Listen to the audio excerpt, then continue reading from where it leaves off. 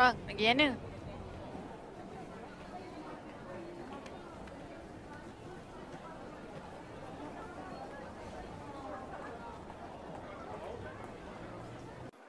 Okay, kita nak buat family game lancung kan? Kita kena ada bajet, betul tak?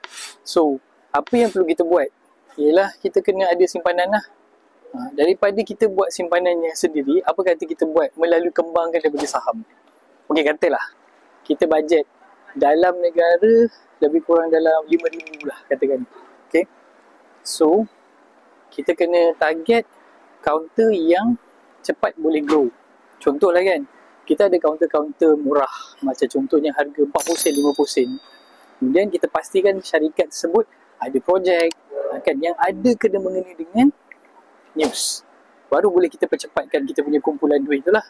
Tapi kita kena ada target lah. Contohlah kan, katalah kita nak pergi bercuti pada tahun depan.